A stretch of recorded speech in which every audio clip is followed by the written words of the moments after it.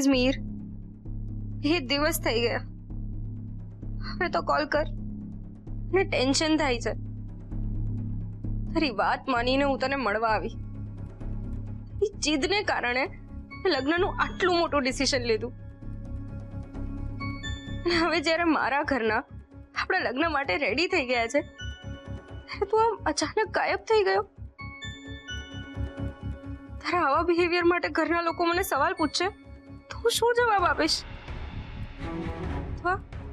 તો મમ્મા કહે છે એવું તો નથી મીર કે તું મને પ્રેમ જ નથી કરતો, ખરેખર ડરીને ભાગી ગયો? ના ના, એવું ના બની શકે. કદાચ એવું પણ બની શકે કે એની સાથે કોઈ ઘટના બની છે જેના કારણે એ મને કોન્ટેક્ટ નથી કરી શકતો.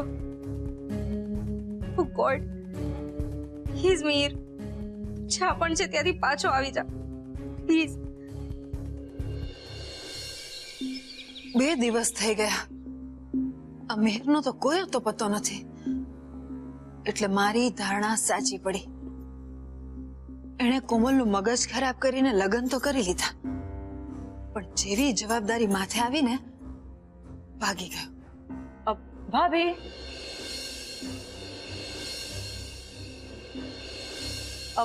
આ લો તમારી સાડી અને ઓર્નામેન્ટ્સ. પણ આ બધું તમે મને પાછું શું કામ આપો છો? તમારી પાસે જ રાખો ને. હું આને રાખીને શું કરું? હું હવે ક્યાંને પહેરવાની છું? એ વાત પણ સાચી. જ્યાં જવા માટે આ બધું પહેરવાનું હતું ત્યાં તો હવે જવાનું રહ્યું જ નહીં. અને હવે તો મને પણ આશા નથી રહી કે મિહિર આપણને ફોન કરીને એના ઘરનું સરનામું આપશે, કારણ કે એને જો આ લગ્નની આખી વાતમાં રસ હોત તો એને આપણને સરનામું આપી ના દીધું હોત. યુ આર રાઈટ ભાભી. એક વાત પૂછું હું તમને બેન, આ અચાનક મિહિરનું ગાયબ થઈ જવું તમને નવાઈ ન લાગી? હું કઈ સમજી નહીં. જે મિહિરને તમે આટલું બધું પ્રોત્સાહન આપ્યું, આમ ડગલે ને પગલે મદદ કરી, એને જ.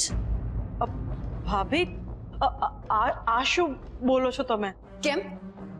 એ લોકો જ્યારે ઘરની બહાર હતા ત્યારે તમારા મોબાઈલમાં જ ફોન આવ્યો હતો ને બેન. એટલે મને લાગ્યું કે અમને આમ કીધા વગર ગાયબ થઈ ગયો એ તો સમજ્યા, પણ મિહિરે તમને કે પછી કોમલને કાંઈ ના કહ્યું? એ વાત વિચારવા જેવી નહીં. હવે જો હું અહીંયા વધારે વાર રહીશ તો ભાભી આ ટોપિક ચલાવી જ રાખશે. બેન, તમે તો સાચે જ વિચારવા લાગ્યા ને? એકચ્યુઅલી મારું માથું બહુ દુખે છે, તો આઈ વોઝ થિંકિંગ કે હું રૂમમાં જઈને થોડો આરામ કરી લઉં. અરે માધુરી બેન, એમ માત્ર આરામ કરવાથી કાંઈ નહીં થાય. તમે બેસો શાંતિથી, હું તમને સરસ મજાની ચંપી કરી દઉં. ના ભાભી, એની કઈ જરૂર નથી. જરૂર છે બેન. આમ તમે થોડી વાર મગજનો વપરાશ બંધ કરીને શાંતિથી બેસશો ને તો થોડું આરામ લાગશે તમને. ભાભી આજે કંઈક અલગ જ મૂડમાં છે. સવાલો પૂછીને મને ફસાવી ન દે તો સારું.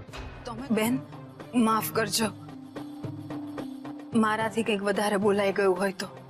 પણ શું છે ને, મારા જીવને પણ ક્યાંય ચેન નથી પડતો. ના ભાભી, ઇટ્સ પરફેક્ટલી ઓકે. માધુરી બેન, એ તો તમારી મહાનતા છે કે તમે સામું કાંઈ બોલતા નથી. પણ સાચું કહું, તમારા ભાઈની ગેરહાજરીમાં આ ઘરમાં માત્ર એક તમે જ છો કે જેને હું હકથી આમ કંઈક કહી શકું, પૂછી શકું. હા ભાભી, આ ઘર તમે બધા મારા જ છો ને, એટલે મારે થોડી જવાબદારી તો નિભાવવી જ પડે ને. હવે તમે જ વિચારો, એક બાજુ આ મિહિર ગાયબ થઈ ગયો, બીજી બાજુ આપણે ધંધાનું ટેન્શન, અને મોટે ઉપાડે મેં તમારા ભાઈને વચન પણ આપી દીધું કે હું અહીંયા બધું જ સંભાળી લઈશ, પણ હજુ સુધી હું કાંઈ જ કરી શકી નથી. એટલે મારાથી તમને બોલાઈ ગયું. પણ બેન, તમને શું લાગે છે આ મિહિર અચાનક આમ ગાયબ કેમ થઈ ગયો?